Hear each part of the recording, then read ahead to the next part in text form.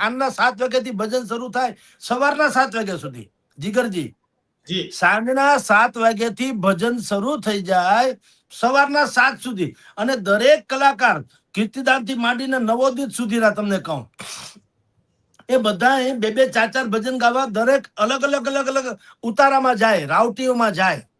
આજે અહીંયા નારાયણ સ્વામીનો ઉતારો હોય ત્યાં 2-4 ભજન ગાય, પછી પાછું રામદાસ ગોંડલિયાજીનો હોય તો ત્યાં ગાય, પછી નિરંજન પંડ્યાજીનો હોય તો ત્યાં જાય, કીર્તિદાનનો પોતાનો જે છે એ પણ ઉતારો છે ત્યાં. ટૂંકમાં આ આખા 5 દિવસ દરમિયાન જે કલાકારો તમે ને હું, જેને આપણે જોવા કારવવા માટે થઈને અઘરામાં અઘરી કે મોંઘા મોંઘી ફી આમ જો ડાયરો રાખો તો કરવી પડે, એ લોકો બધા જ કલાકારો ફ્રી, ટોટલી મફત એ અહીંયા શિવ આરાધના કરવામાં, અને કોઈ વલ્ગારિટી નહીં. 1-2 અપવાદ બધે થતા હોય વાત કરો તો મોટા ભાગે શિવજીની સ્તુતિ, મહાદેવના ગુણગાન અને સાધુ સંતોની ઉપસ્થિતિમાં એક ભવ્યાતિ ભવ્ય સાંસ્કૃતિક તમે કહ્યું તો એવો મેળો, એનો અમે બિલકુલ અહેસાસ કર્યો.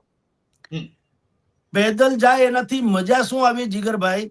પેદલ જવાથી મજા સર એ આવી કે રોડની બંને કાંઠા ઉપર જે નાના નાના ફેરિયાઓ પાથરણા પાથરીને રમકડા વેચતા હોય, યા બીજી કોઈ માળા વેચતા હોય, કોઈ બીજી કોઈ વસ્તુ વેચતા હોય, કે આ પ્રકારના જે લોકો 5,000 લોકો હતા, એવા એ 5,000 લોકોને સામાન્ય રીતે શું થતું, અગાઉ વાહનોને એન્ટ્રી હતી એટલે મોટા ભાગના પાસે વાહનો હોય, ન હોય એને પછી ઓળખાણ હોય, એટલે એ ટીટી ટીટી પીપી પીપી કરતા કરતા બધા નીકળી જાય. તો જે પાથરણા વાળા છે એ બિચારા બેઠા રહીએ, એને તો કારણ કે જગ્યા જ નથી રહેતી. એક તો નાનો રોડ હોય, એમાં બંને તરફ વાહન હોય અને માણસો હાલતા હોય, એટલે એને ખરીદી કરવાનો ટાઈમ ન મળે, કારણ કે ખરીદી ક્યાં કરે, પેલા તો ટકી રહેવું બહુ અઘરું થઈ પડતું હતું.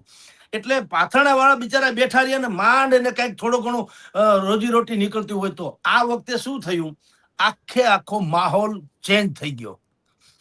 પાથરણા વાળા જે બંને તરફ 5,000 જેટલા લોકો બેઠા હતા, એને ગ્રાહકોનો ધોધ, એની સામેથી ગ્રાહકોની વણઝાર, ગ્રાહકોની કહું છું સમજી લ્યો, એની વણઝાર પસાર થતી એને બિલકુલ મળી આપોઆપ. કારણ કે